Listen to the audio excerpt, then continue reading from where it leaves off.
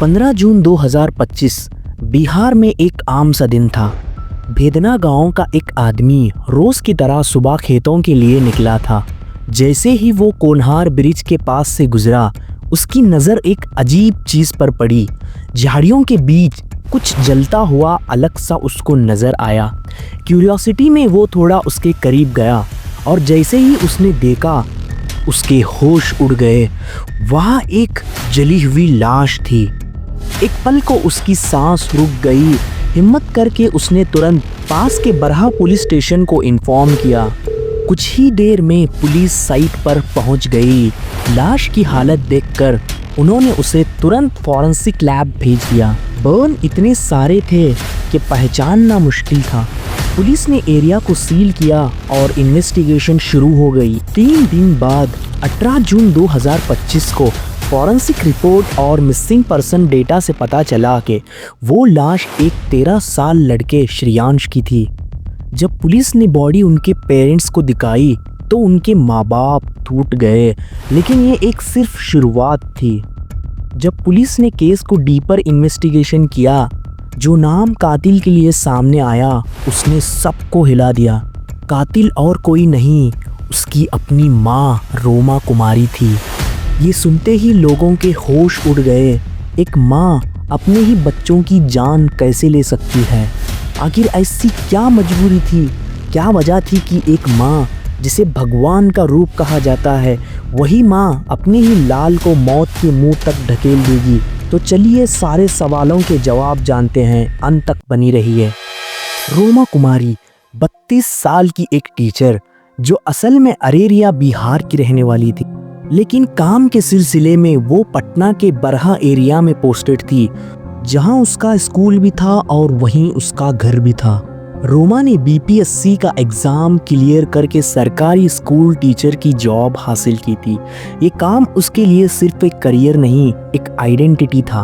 रोमा कुमारी की शादी प्रमोद कुमार गुप्ता से हुई थी। दोनों पढ़े लिखे थे, लेकिन शायद जिंदगी के रास्ते अलग हो चुके थे। प्रमोद अलग जगह रहते थे, फैमिली के साथ कांटेक्ट कम हो गया था और रिश्ते में तनाव बढ़ने लगा था। रोमा के 2 बच्चे थे, एक बेटा श्रेयांश 13 साल का और एक बेटी, जो स्कूल जाते थे और माँ के साथ बरहा में ही रहते थे। रोमा बाहर से एक टिपिकल वर्किंग मदर दिखती थी, लेकिन उसके अंदर क्या चल रहा था वो किसी को भी पता नहीं था। लेकिन यहाँ से कहानी में ट्विस्ट आता है। रोमा कुमारी एक दिन टीचर ट्रेनिंग प्रोग्राम के लिए रोहतास के प्राइमरी टीचर ट्रेनिंग कॉलेज में गई। वहाँ पर उसकी मुलाकात होती है एक आदमी से, निर्मल पासवान, जो उस कॉलेज का प्रिंसिपल था। शुरुआत में वो दोनों सिर्फ बात करते थे, लेकिन धीरे धीरे उनकी दोस्ती बढ़ने लगी। रोमा अब बार बार निर्मल से मिलने लगी, कभी ट्रेनिंग का बहाना करके तो कभी स्कूल का काम का बहाना करके। उन दोनों के बीच चुप चुप के मिलने का सिलसिला शुरू हो गया। रोमा का बेटा श्रेयांश, जो सिर्फ 13 साल का था लेकिन बहुत समझदार था, उसने माँ के बदलते बिहेवियर को महसूस किया। वो बार बार कहता था, माँ प्लीज़ उस अंकल से मत मिलो, मुझे वो अच्छे नहीं लगते। लेकिन रोमा ने उसकी बात कभी नहीं सुनी। और फिर आया 14 जून 2025।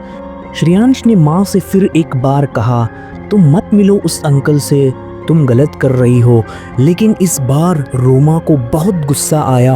वो श्रेयांश पर चिल्लाई और उसे जोर जोर से मारने लगी। मार खाकर श्रेयांश बेहोश हो गया। रोमा ने सोचा, अब ये उठ गया तो सबको बता देगा। डर और गुस्से में उसने उसके हाथ और पैर बांध दिए ताकि वो भाग ना सके और ना चिल्ला सके। रोमा ने निर्मल को फ़ोन किया। दोनों ने मिलकर एक प्लान बनाया। श्रेयांश को गाड़ी में डाला और अलग अलग रास्तों से ले गए भेदना गांव, जो कोन्हार ब्रिज के पास है। वहाँ घनी झाड़ियाँ थी और लोग भी कम आते थे। वहीं पर उन्होंने फ्लेमेबल फ्यूल लाश पे डाला और उसको जला दिया। लेकिन श्रेयांश तो सिर्फ बेहोश हुआ था। इसका मतलब श्रेयांश को उन्होंने जिंदा जला दिया। वो जगह इतनी सुनसान थी कि कोई देख भी नहीं सका। रोमा घर वापस आई जैसे कुछ हुआ ही ना हो। उसने नाटक करना शुरू कर दिया, बेटा खो गया है, पुलिस को फ़ोन करो। लेकिन सच कितना भी छुपाओ, एक ना एक दिन सामने आ ही जाता है। अगली सुबह 15 जून 2025 को बेदना गांव का एक आदमी खेतों की तरफ निकलते वक्त कोनहार ब्रिज के पास झाड़ियों के बीच में कुछ जला हुआ देखा। जब वो करीब गया उसके होश उड़ गए। एक जली हुई लाश जिसमें से धुआं अभी तक निकल रहा था। उसने तुरंत परहा पुलिस स्टेशन को कॉल किया। एसपी विक्रम सिहाग की टीम तुरंत साइट पर पहुंची। लाश की हालत इतनी बुरी थी कि पहचानना मुश्किल था। पुलिस ने फॉरेंसिक टीम को बुलाया और बॉडी को लैब भेज दिया गया। साथ ही आस-पास के गांव में मिसिंग पर्सन्स की रिपोर्ट चेक करना स्टार्ट हो गया। 3 दिन बाद 18 जून को रिपोर्ट आई। लाश किसी और की नहीं, रोमा कुमारी के 13 साल के बेटे श्रेयांश की थी। जब पुलिस ने रोमा से पूछा, वो शॉक होने का नाटक करने लगी, पर पुलिस को उसका रिएक्शन बनावटी लगा। और पुलिस ने रोमा से पूछा, तुमने अपने बेटे की मिसिंग होने की खबर क्यों नहीं दर्ज की? ये सुनते ही रोमा कभी कहने लगी कि वो रिलेटिव्स के पास गया था और कभी कहने लगी कि मुझे पता था वो घर आएगा। रोमा के ये बदलते बयान सुनकर पुलिस को इस पे शक होने लगा, तो उन्होंने तुरंत ही इन्वेस्टिगेशन स्टार्ट की। सबसे पहले चेक किया गया कि 14 जून 2025 को रोमा कहाँ थी। उनका मोबाइल रिएक्शन ट्रेस किया गया, कॉल रिकॉर्डिंग्स निकाले गए और सारे एविडेंस को मैच किया गया। जब सब सबूत रोमा के खिलाफ जाने लगे तो पुलिस ने 19 जून 2025 को रोमा कुमारी को गिरफ्तार कर लिया। लेकिन इस कहानी का दूसरा किरदार निर्माण पासवान अभी तक गायब है। 1 जुलाई 2025 तक भी उसका पता नहीं चला। क्या वो भाग गया या किसी ने उसे छुपाया? ये अब भी पुलिस के लिए एक बड़ी पहेली है। रोमा के पति प्रमोद कुमार गुप्ता का बयान मीडिया में आया। वो कहते हैं कि रोमा एक कैरेक्टरलेस औरत थी। उसने मेरे बेटे को मार दिया। उसे फांसी की सजा मिलनी चाहिए। क्या लगता है बाल बच्चे थे आपके, कैसे हुए?